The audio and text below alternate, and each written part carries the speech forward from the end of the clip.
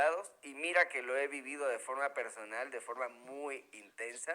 Es increíble su trabajo y también es el creador de Ricardo y desde que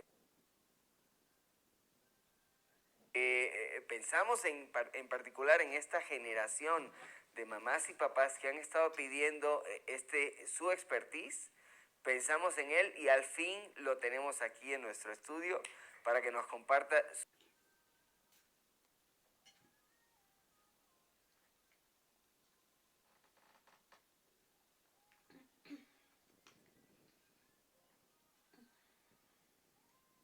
su sapiencia en estas materias. Qué gusto tenerte por aquí, Ricardo. Gracias por estar por aquí. Bienvenidos a todos, muchas gracias a todos ustedes. Y primero que nada, qué valientes a toda esta nueva generación de papás que dijeron que sí, a educarse de una forma diferente, a atreverse a hacer algo muy distinto a lo que la mayoría de las personas está acostumbrada a hacer, que es vivir la vida como le va llegando. Y justo en la parte de dinero, pues vamos a estar platicando un poco en ese mismo tema, porque la gente habla de dinero como le va llegando. Así es, así es. Y sabemos que lo vemos constantemente en nuestra comunidad, este tema del miedo a la carencia, ¿no? Como es que sí, yo quiero lo mejor para mis hijos, pero es que no me alcanza o no sé, no estoy pudiendo, tengo problemas económicos, hay crisis allá afuera. Ajá, los mercados suben y bajan, mi moneda, cambia el presidente de los Estados Unidos y hay una devaluación en mi moneda. Suceden muchas cosas y lo vemos en nuestra comunidad, cómo se mueve y se sacude. Y nuestra misión es empoderarlos, empoderar a nuestra comunidad para que tengan recursos para lidiar con estas situaciones, incluso no solo lidiar, realmente poder salir de ellas. ¿Qué hacer para salir de esa situación y de estar apretados mes con mes, de estar diciendo, es que cómo le voy a hacer para llegar a fin de mes, pagar mis deudas y que encima me alcance un poquito para ahorrar? ¿Y qué crees? Hoy te voy a estar hablando de diferentes tipos de mentalidad, que esa es la mentalidad más pobre. Justo lo que acabo de decir. Y ahorita me voy a meter un poco más por ahí. Pero vamos a retomar una parte que dijiste ahorita, Luis, y es, hay crisis. ¿Qué crees? No es cierto. Por eso el entrenamiento que dijo Luis Carlos, el método, la crisis está en tu cabeza y no en tu cartera, me encanta tanto darlo y me encanta tanto hacerlo. ¿Por qué? Porque realmente la crisis no está allá afuera, la crisis está aquí adentro. Una crisis, por definición, es un periodo muy corto de tiempo en el que pasas una experiencia difícil. Ajá. Sin embargo, mi abuelo nació en 1911. Y mi abuelo, antes de morir, siempre nos decía, murió de 98 años, hace ya unos años, pero siempre nos decía, desde que yo era chico, mis papás se preocupaban por la crisis. Y toda la vida se hablaba de crisis, crisis, crisis. ¿Qué crees? La crisis es una excusa para vivir mal. Pero no es la razón por la que estamos viviendo como estamos viviendo. La crisis nada más es para poderle echar la culpa a alguien más de nuestra situación, poder decir, es que si el mundo está en crisis, si el país está en crisis, si el presidente está en crisis, lo que sea está en crisis, entonces, ¿qué crees? Yo ya no tengo responsabilidad, porque la responsabilidad es de la crisis. Y eso es lo que nos han vendido mucho, y eso es lo que la inmensa mayoría de las personas se ha comprado. Yo estoy mal porque hay crisis allá afuera. A mí no me va bien porque cambiaron de presidente en Estados Unidos y subió el dólar. Oye, ¿qué crees? Hay gente a la que le está yendo mucho mejor con esta subida del dólar. ¿Por qué? Porque la crisis no está aquí, porque en donde unos ven crisis, otros ven oportunidad. Porque en donde unas personas ven muchos problemas y creen que no pueden salir adelante, otros ven de qué forma utilizar eso a su favor. Wow, es muy real que es un tema de perspectiva, de mentalidad. Oye, y me interesa esto mucho. Platícanos de este tema de la mentalidad. ¿Cómo podemos salir de la trampa de una mentalidad de pobreza e irnos moviendo? Primero supongo que necesitamos entender. Así es. La primera parte es, no sabes lo que no sabes y no puedes cambiar lo que no sabes. Entonces, lo primero que vamos a hacer es identificar en dónde te encuentras en estos momentos. Y ahorita te voy a dar tres niveles diferentes de pensamiento. Te voy a hablar de la gente de pensamiento pobre, de la gente de pensamiento de clase media y la gente de pensamiento rico. Ojo, el pensamiento, no estoy hablando de cuánto dinero tienen. ¿Por qué? Porque hay gente que tiene muchísimo dinero y tiene pensamiento de pobre. Y hay gente con muy poco dinero que tiene pensamiento de rico. Y ahorita, conforme vaya hablándote de eso, vas a ir entendiendo un poco más de a qué me refiero, porque igual y en este momento te hace un poco de cortocircuito y dices, ¿cómo? Pobre, rico. No tiene sentido eso de lo que estás diciendo. Primero vamos a empezar con el pensamiento de pobre. Te digo, no estoy hablando de una persona que está en pobreza extrema, que no tiene que comer, porque no tiene acceso a esta primera parte de educación, a seguir creciendo como tú lo estás teniendo en este momento. Estoy diciendo una persona pobre, pero que tiene lo suficiente para cubrir sus necesidades básicas y un poco más. Ajá. Y gente que tiene mucho dinero y también tiene pensamiento pobre. ¿Cómo los identificas? Muy fácil. Lo decía hace un ratito, la gente con pensamiento pobre le echa la culpa a los demás de sus problemas. La gente de pensamiento pobre puede tener millones en el banco y todo el día se está quejando de cómo está perdiendo esos millones. Todo el día se está quejando y está sufriendo por utilizar esos millones. Y gente que tampoco tiene mucho dinero, pero todo el tiempo está sufriendo. Y tienen 3 tipos de pensamiento muy particulares y son súper fáciles de identificar. El primero es, le echan la culpa al gobierno de su situación. Dicen, cuando cambie el gobierno, entonces me va a ir bien. Cuando cambie de gobernador, de alcalde, de presidente, de lo que sea, entonces me va a ir bien a mí. Pero seamos sensatos, ¿cuántos cambios de gobierno ha habido en el mundo? Y la gente que no tiene recursos sigue sin recursos. Y la gente que se queja de no tenerlos, se sigue quejando de no tenerlos. Y pueden cambiar 47 gobiernos y se van a seguir quejando de lo mismo. Porque al único que beneficia el gobierno es a los que están dentro del gobierno o a los que están muy cercanos al gobierno. Pero el que cambie el gobierno no necesariamente va a cambiar tu situación. Te vas a seguir quejando. ¿Por qué? Porque el chiste es echarle la culpa a alguien más. El otro pensamiento de la gente pobre es que a mi hijo, a mi hija, a mi primo, a mi tío, a mi no sé qué, ya le está yendo bien y me debería de ayudar. Oye, te está yendo bien, eres mi pariente, él es mi cuñado. ¿Te está yendo bien? Pues ayúdame, ¿no? Yo no estoy tan bien. Y es tu responsabilidad y es tu obligación ayudarme. Y lo peor de todo eso es que se enojan porque no les ayudan. Ay, ayúdame, pero ni se te ocurra cobrarme, porque somos familia.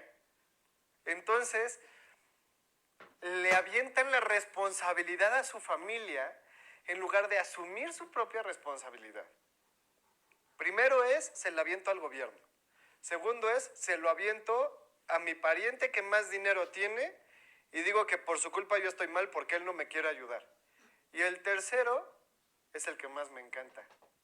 Me voy a ganar la lotería. Ya me vi, ya me voy a ganar la lotería. Y lo mejor de esto es, oye, ¿y la compras? No, pero me la voy a ganar. Porque hasta para comprarla hay que hacer una acción y esta gente generalmente no se mueve ni en lo más mínimo.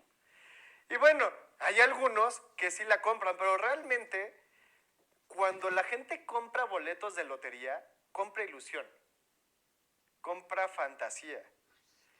Y se vuelven adictos a esta fantasía. Porque realmente no está en ellos ganarse la lotería. Sí hacen una muy pequeña parte que fue comprar el boleto.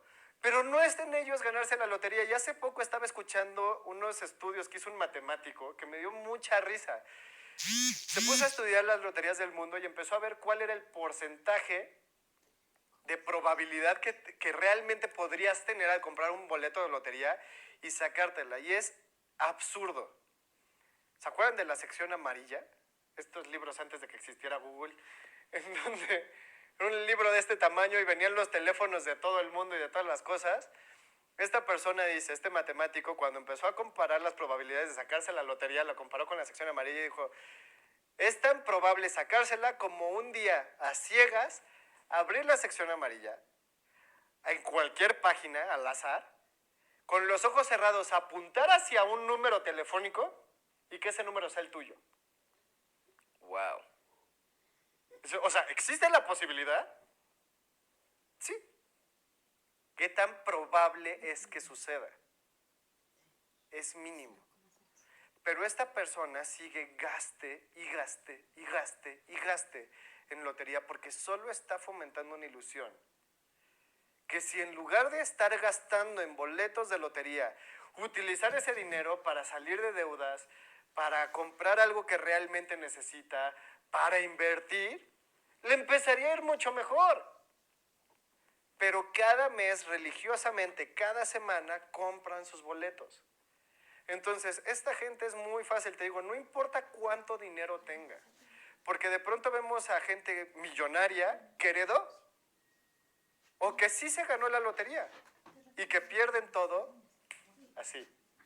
Porque aparte, como tienen este tipo de mentalidad, está comprobado 85% de las personas que se ganan la lotería o que heredan grandes fortunas, y esto es a nivel mundial, 85% de las personas que ganan esto, después de 2 años pierden todo el dinero, y no solo pierden todo el dinero, sino que se quedan con un 25% más de deuda que antes de ganarla.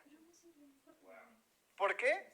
Porque no tienen la mentalidad para hacer ese dinero trabajar, sino que se empiezan a gastar todo ese dinero, y lo vemos en deportistas que de repente de la nada aparecieron y de repente como aparecieron, se fuman, o artistas, o muchas personas que no están preparadas para recibir esas cantidades de dinero, y ¡pum! Y eso me pasó a mí con un contrato, y no se los voy a platicar ahorita porque es una historia larga, pero eso me pasó a mí cuando recibí un contrato muy grande, más grande de lo que esperaba, y me volví loco y perdí todo ese dinero en poco tiempo y quedé súper endeudado después.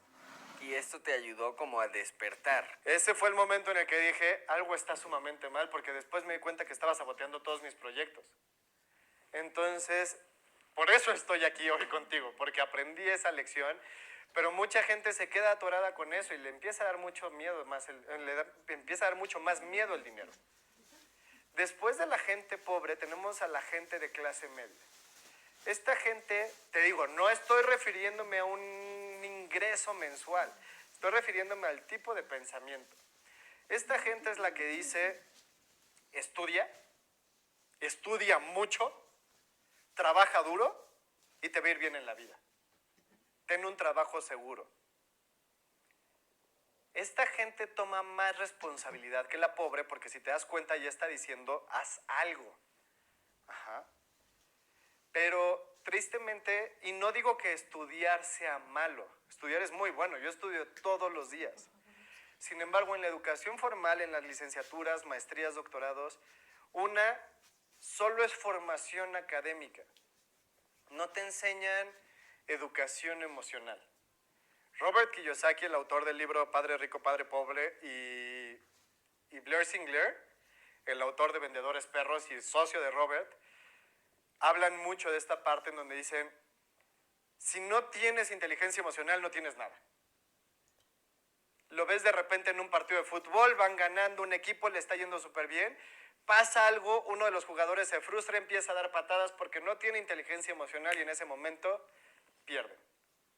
Lo ves en un partido de tenis, el tenista que va ganando y wow, porque no puede ser que le está ganando el número 15, le está ganando al número 2, número 3 del mundo, y de repente en los últimos puntos el número 15 pierde por completo. ¿Por qué? Porque no tiene inteligencia emocional. Lo mismo pasa con los negocios. Y esa parte no te la enseñan en la escuela y tampoco te enseñan educación financiera. Justo hace unos días estaba platicando con un amigo, arquitecto, muy bueno, pero me estaba diciendo, oye, estoy en un problema en este momento financiero, no veo cómo salir, me cuesta mucho trabajo hacer negocios. Claro que le cuesta trabajo hacer negocios porque le enseñaron arquitectura, no le enseñaron a hacer negocios. Pero la gente no se preocupa por educarse más, la gente dice, ya estudié esto y ya es suficiente para mí. Y después empiezan a tener esta serie de problemas. Y la segunda parte es, buscan un trabajo seguro. Y seamos sensatos, ningún trabajo es un trabajo seguro. Porque de repente la empresa en la que trabajas puede decidir cambiar sus oficinas a otro lugar.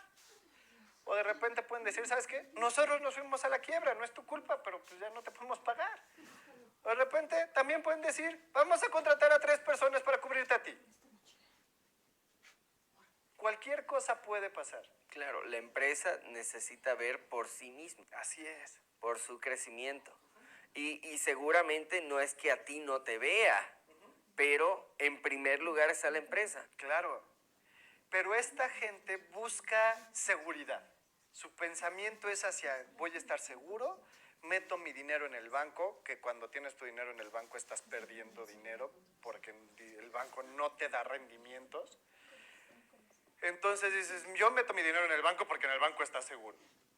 Oye, estoy viendo que hay un tema aquí. De modo similar, el que tiene este tipo de mentalidad de clase media está buscando la seguridad, Así es.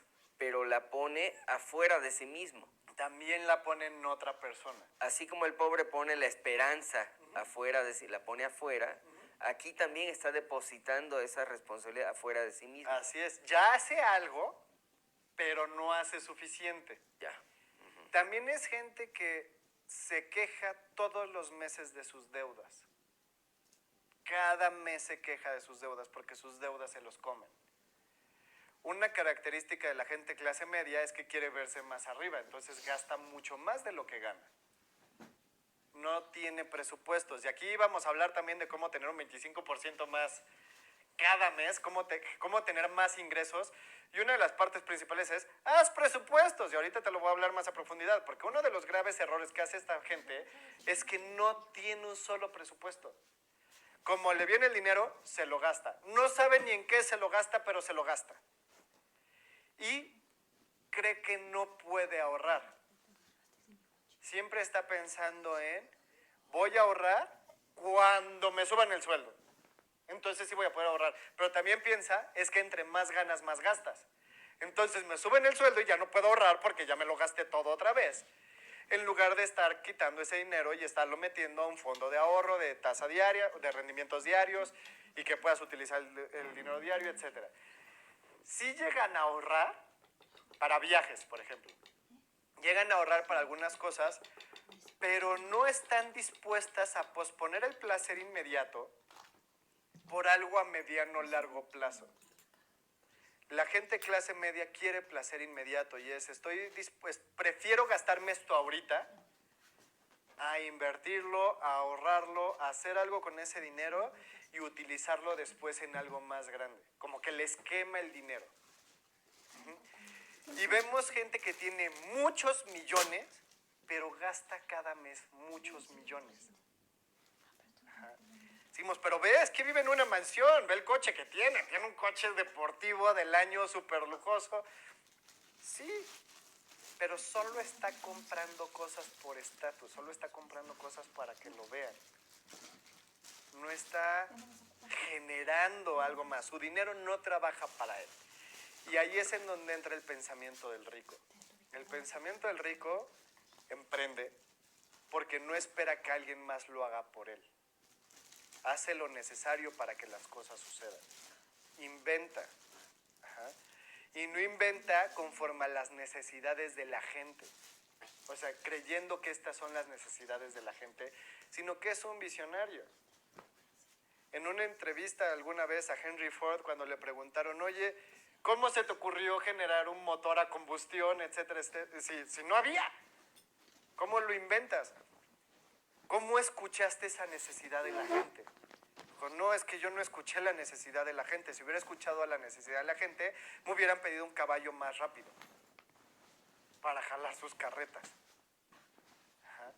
Esta gente está dispuesta a ir más lejos. Esta gente está dispuesta a ir a donde los demás no se atreven a ir. Está dispuesto a invertir. El de clase media gasta y si le sobra, ahorra. El rico ahorra, invierte y lo que le sobra, lo gasta. Pero ya tiene una serie de presupuestos armados en donde sabe, tanto de mi ingreso mensual se va a ir a mi ahorro. ¿Por qué? Porque todos necesitamos tener al menos un colchón de 6 meses para emergencias. Defino cuánto es lo que necesito cada mes y hago un colchón de 6 meses, en donde sé que puedo estar 6 meses sin hacer absolutamente nada y mi calidad de vida no va a bajar. Una vez que hago eso, entonces empiezo a invertir.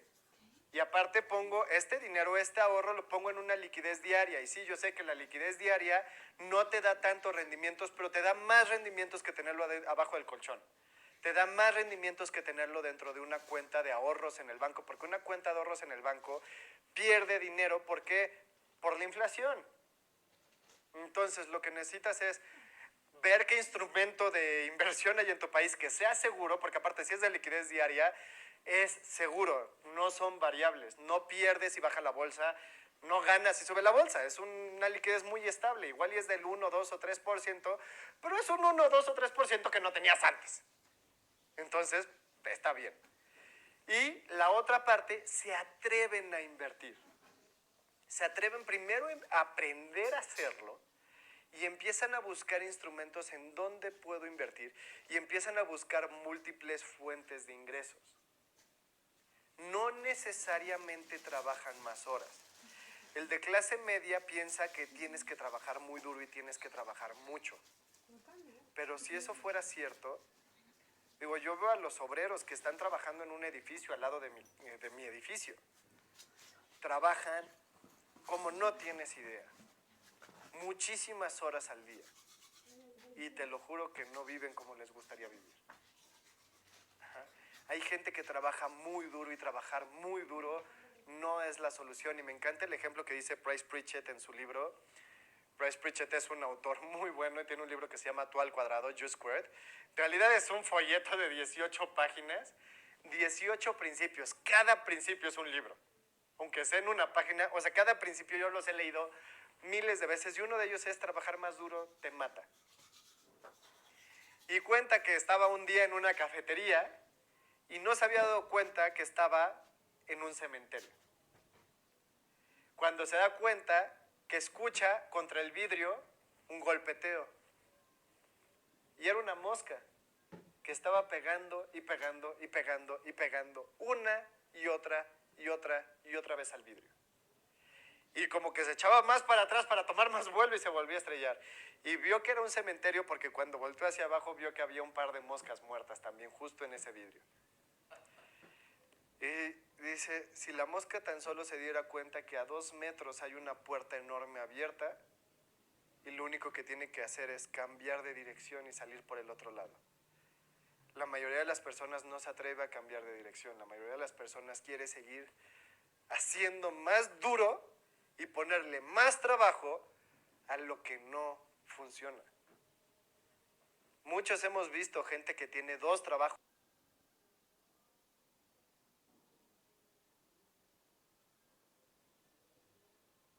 3 trabajos.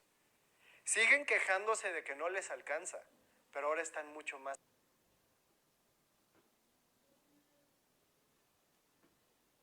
agotados. Ajá. ¿Por qué? Porque no es trabajar más duro, es trabajar de forma más inteligente. Y ahí viene la parte que te hace generar más ingresos. ¿Quieres tener un 25% más? Estábamos hablando hace ratito Luis Carlos y yo. La mayoría de las familias, la mayoría de los papás, más del 30% de sus gastos mensuales son absurdos. Si tan solo hicieras un presupuesto mensual y vieras en qué se te está fugando el dinero, con eso ya tienes un 30% más. Es más, ya me debes un 5%. Quedamos en solo un 25% más cada mes. Sí. O sea, que el dinero te Supón rinda. tú que ese sí lo conserves para gustos y gastos. Exactamente. Pero puedes ahorrar hasta un 25%. Claro. Simplemente como abriendo los ojos, haciendo un presupuesto y reconociendo en dónde están las fugas. Wow. Si empiezas a ver, ¿en qué voy a gastar antes de que reciba el dinero? O sea, el día, si recibo el 1 de cada mes, el día 30 de cada mes, ya tengo mi presupuesto armado. Si recibo el 15, el 14 ya tengo mi presupuesto armado. Entonces ya sé de qué forma voy a utilizar cada centavo. Ya sé, ya tengo planeado. Tanto por ciento, y acuérdate, empieza por el ahorro. No dejes el ahorro al final. Ese es un gravísimo error. 10%, 5%, lo que tú decidas. 5% se me va al ahorro. 5% se me ve inversiones. Quizás al principio te cuesta un poco más de trabajo, pero haz todo lo necesario para seguirlo. Tanto por ciento se me va en comida, tanto por ciento se me va en educación de mis hijos, tanto por ciento se me va... O sea, empieza a planear. Un rubro que a todo mundo se le olvida. ¿Cuánto se te va en donar? ¿Cuánto donas al mes? Mínimo un 10%. ¿Por qué? Porque quieres un flujo constante de dinero. Y aquí aplica la ley de la circulación. ¿Quieres recibir más? Da más. Y esto yo lo vi muy claro en un momento de frustración. Después de que recibí todo este mucho dinero que te conté, que perdí todo, me empezó a ir muy mal. Si lo vemos al cambio de ahorita del dólar, antes decía generaba $500 al mes, ahorita creo que son como $250 al mes. Estaba haciendo $250 al mes cuando me iba bien. Wow, duro. Pero vamos a ponerle, en ese momento eran 500, no al tipo de cambio de ahorita, en ese momento eran 500. Y lo sufría. Me quejaba todos los días. Mis deudas eran muchísimo más altas que eso. Estaba hasta el cuello de deudas. Impagables con ese dinero. No había forma de pagarlas. De hecho, una fórmula para saber si estás endeudado o no es que tus deudas nunca deben de superar el 30% de tu ingreso mensual. Mis deudas eran como el 120% de mi ingreso mensual. Entonces no había forma de liquidar eso. Me quejaba todos los días, me quejaba cada mes cuando tenía que pagar deudas y decidí hacer una serie de cambios. El primer cambio que decidí hacer fue donar el 10%. Y fue un golpe muy fuerte, pues en un sentido todo el mundo me decía que estaba loco. Y fue lo más gratificante que pude haber hecho. Porque me di cuenta que con $500 me quejaba de vivir, pero con 450 tenía tanto dinero que incluso podía donar $50. O sea, fue un cambio de mentalidad. En lugar de quejarme por lo poco que tenía, fue empezar a agradecer y decir, tengo tanto que incluso puedo ayudar a los demás. O sea, fue entrar en este cambio de mentalidad. Así es. En donde ese pensamiento era más poderoso que el de mis gastos son 120% de lo que gano. En lugar de enfocarme en la escasez, me empecé a enfocar en la abundancia. Wow. Tengo tanto que puedo ayudar a alguien más. Tengo tanto que puedo pagar tarjetas. No las liquido, pero puedo pagarlas. Antes me llegaban mis estados de cuenta y me enojaba y lloraba y me frustraba. Decía, no puede ser, ¿cómo llegué a esto? Ahora disfruto pagar mis cuentas. Porque, ¿qué crees? Nadie hizo tu deuda más que tú. Tu deuda no es culpa del banco. Tu deuda es culpa tuya. Si tienes pensamiento del pobre, vas a decir, es que mi deuda es por el banco. Ajá. ¿Cómo se le ocurre al banco darme esa tarjeta? Sí. Y esas tasas tan altas. Pero tú la aceptaste. Es tu responsabilidad. Entonces empezaba a ver mi estado de cuenta y decía, gracias a que debo esto pude ir a cenar ese día. Gracias a que debo esto pude hacer ese viaje que disfruté tanto. Entonces mis deudas se empiezan a convertir en mis aliados. En el momento en el que empiezas a disfrutarlo, se deja de convertir en una carga y dejas de preocuparte por el dinero.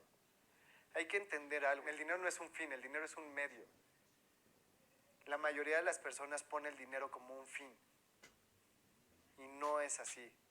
El dinero simplemente es un medio que te da para vivir mejor. El dinero simplemente es un medio que te da para vivir el tipo de vida que quieres vivir. Cuando la gente me dice, es que yo trabajo por dinero, es cámbiate de trabajo porque algo estás haciendo muy mal. Trabaja para crecer, trabaja para divertirte. Si tu trabajo no te divierte, estás en lo equivocado. Cuando te diviertes, cuando lo disfrutas, cuando te enamoras de eso, el dinero es una consecuencia de tu trabajo, pero no es el fin. Aparte, ¿no quieres dinero? A ver, come dinero. Vive en una casa de dinero. No quieres dinero, quieres lo que el dinero te da. Eso de decir es que quiero dinero es una gran mentira. Quieres un estilo de vida. Pero muchas veces, o sea, la gente no vive la vida que quiere, y esa es la parte de aceleración de resultados que hago. La gente no vive la vida de sus sueños porque ni siquiera sabe cuál es la vida de sus sueños. La gente nada más dice, quiero vivir mejor, pero ¿qué es mejor? Cuando empieces a definir qué es mejor, entonces puedes empezar a tener un espectro mucho más amplio. Y aquí viene la parte interesante en donde empiezas a generar más dinero, porque creo que ya vamos a ir cerrando este tema. Pero aquí viene la parte más interesante, y es, ¿por qué te pagan? ¿Por qué alguien te paga? ¿Por qué alguien te compra algo? ¿Por qué alguien compra un producto? ¿Por qué alguien compra un servicio? ¿Por qué te pagan? ¿Por qué recibes dinero? O sea, yo estoy en mi oficina y tengo un puesto, tengo un salario, pero la pregunta es, ¿Por qué te lo dan? no es por ser empleado, No es por ser empleado, a nadie le interesa que seas empleado. ¿ok? Ajá. La gente te paga porque le resuelvas problemas. Exactamente, sí. El dinero que recibes es porque le estás resolviendo un problema a alguien más. Y seas independiente o trabajes para una empresa, tu sueldo es porque le resuelves el problema a alguien. Entonces, ¿qué es lo que tengo que ver? ¿Para qué soy bueno resolviendo problemas? ¿Qué es lo que sé hacer? La gente solo te va a pagar si le resuelves un problema. La gente, si creaste un producto, la gente solo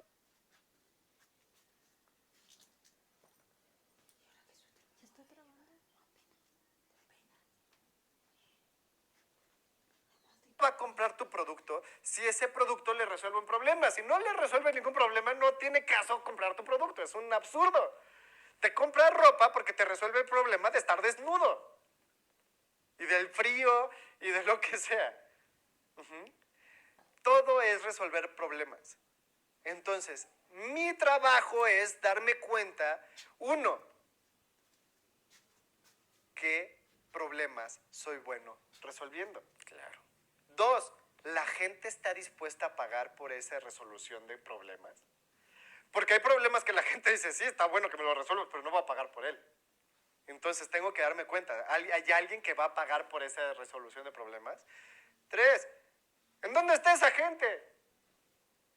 Quiero llegar a cuanta gente sea posible. Quiero buscar a toda la gente que tenga este problema para decirle, hey, yo tengo una solución. Por ejemplo, tuve una boda hace unos meses que era en la playa y muchos meses antes, 4 meses antes de la boda, me compré unos pantalones de lino. Y me quedaban larguísimos. Entonces tenía que llevarlos al sastre. Hay un sastre a 3 calles de mi casa.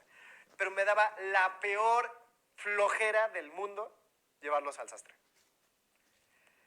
Yo le iba a pagar al sastre por resolverme el problema de que los pantalones me quedaban largos y cortármelos, entonces estaba dispuesto a pagarle al sastre por resolverme ese problema. Pero esos pantalones estuvieron 3 meses y medio colgados en mi closet. O sea, fui 2 semanas antes de la boda, fui al sastre, porque en verdad me daba mucha flojera hacerlo.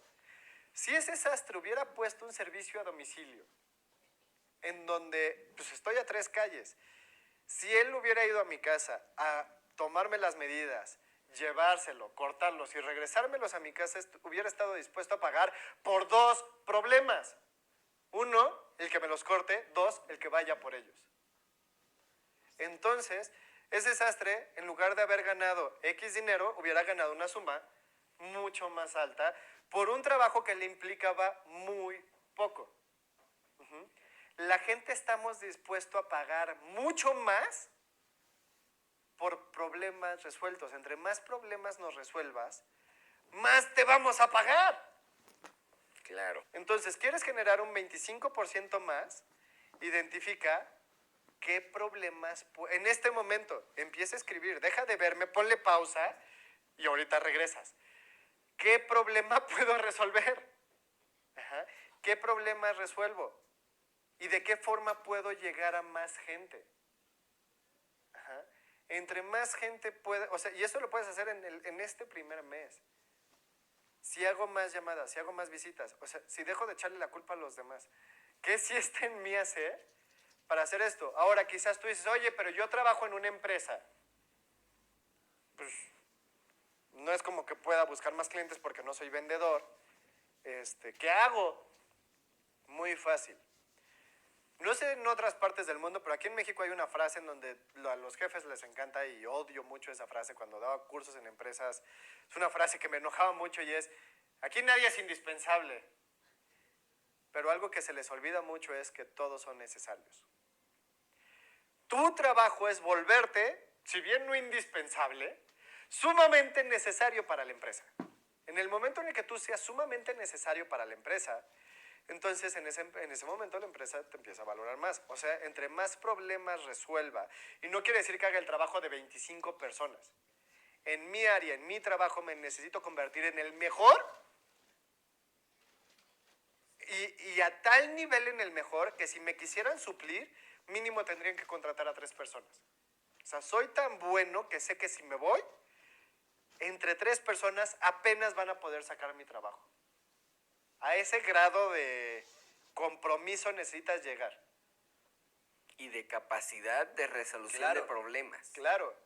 Porque aparte, por ejemplo, cuando vemos las Olimpiadas, todo el mundo dice, ay, pero es que el de mi país quedó en 5º lugar. ¡Qué malo es! Ajá. Es el 5º mejor del mundo. Y la gente se queja de lo que él hace. Tú eres el 5º mejor del mundo. Es más, ¿eres el 5º mejor de tu oficina? Pregunta interesante. Entonces, no quieres ser el 5º mejor. Es más, ni siquiera quieres ser el primero de tu oficina. Quieres ser el primero de tu industria. Porque cuando hablamos de los demás es bien fácil criticar su trabajo. Pero cuando nos vemos a nosotros y nosotros somos realmente los mejores, entonces no se trata de un 25%, puede ser un 50%, puede ser un 200%, porque te vas a convertir en el referente en tu negocio. Ajá. Pero bueno, vamos a dejarlo en mínimo un 25%. Escribe, ¿cuánto es un 25% más para ti? Esa es la primera pregunta. ¿Cuánto es un 25% más para ti? ¿Qué necesitas hacer para generar un 25% más? Para unos es llamar a más clientes. Para otros es detectar para qué soy bueno y qué problema puedo solucionar. Entonces, identifica para ti qué es. A partir de ahí, crea un presupuesto mensual. Con ese presupuesto vas a tener unos ahorros grandísimos. Invierte. Con el puro hecho de empezar a invertir tu dinero, y te digo, no tienes que invertir en riesgo. La gente pobre y la gente de clase media cuando escucha inversión, tiembla. Porque siempre oímos que la inversión es muy riesgosa y podemos perderlo todo y todos conocemos a alguien que ha perdido todo. La gente que ha perdido todo es porque no se ha educado para tenerlo. Seguramente lo puso en manos de otros. Exactamente. Y algo pasó ahí. Exactamente. El rico no lo pone en manos de otros, el rico aprende a hacerlo él mismo. Puedes pasar esta etapa de transición en donde te digo, oye, enséñame cómo se hace y estoy contigo viendo cómo se hace y quizás en algunos instrumentos de inversión me los maneja una persona, pero yo estoy al pendiente, no le dejo toda la responsabilidad a esa persona. O sea, hay lugares de inversiones en todo el mundo que son sumamente confiables. Ajá. En donde puedes estar metiendo tu ahorro y hay instrumentos de gobierno, incluso que puedes comprar deuda del gobierno y el gobierno queda en deuda contigo y son súper seguros y es una tasa muy baja, del 5%, 7%, depende del plazo, pero no vas a perder. Y tú escoges el tipo de liquidez, si es liquidez diaria. Si es un ahorro para emergencias, necesitas que sea liquidez diaria. Pero puedes tener una liquidez a 6 meses después, cuando ya tienes tus 6 meses. Puedes escoger una liquidez a 6 meses, una liquidez a 1 año, a 2 años. O sea, empezar a utilizar este dinero de formas distintas, pero lo que quieres es que tu dinero trabaje para ti. Buscar la manera. Y te digo, muchos que nos están viendo muy probablemente digan, ay, pero si apenas me alcanza para ahorrar, haz tu presupuesto y vas a darte cuenta que gastas mucho más de lo que necesitas. Claro. Haz tu presupuesto y te vas a dar cuenta de que tienes una serie de gastos hormigas. ¡Absurdo!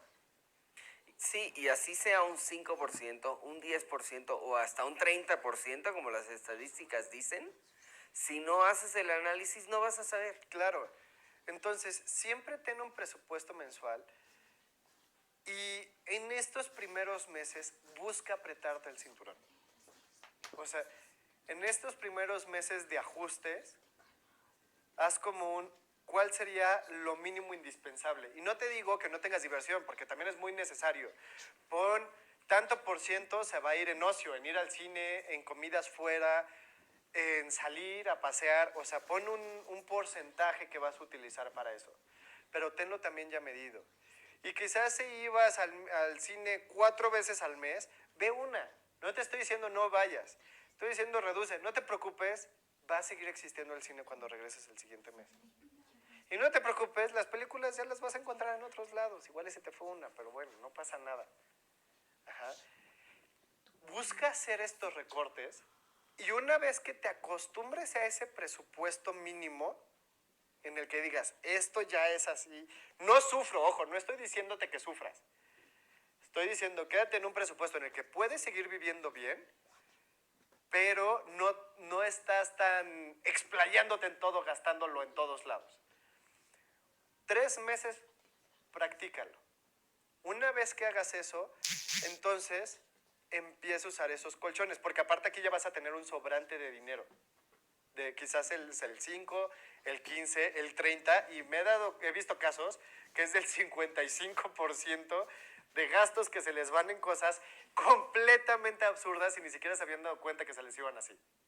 Entonces, ten ese presupuesto, redúcelo al mínimo, vive así 3 meses y vele metiendo 5% cada mes hasta que quedes en un 25% que puedas ahorrar, en donde puedes decir el 10% lo dono, el 10% lo ahorro y el 5% lo invierto. Y una vez que ya tengo este ahorro, o ese 25% en este momento se va a ir a liquidar deudas. Si tienes deudas altas, lo mejor que puedes hacer antes de invertir y antes de ahorrar es liquidar las deudas.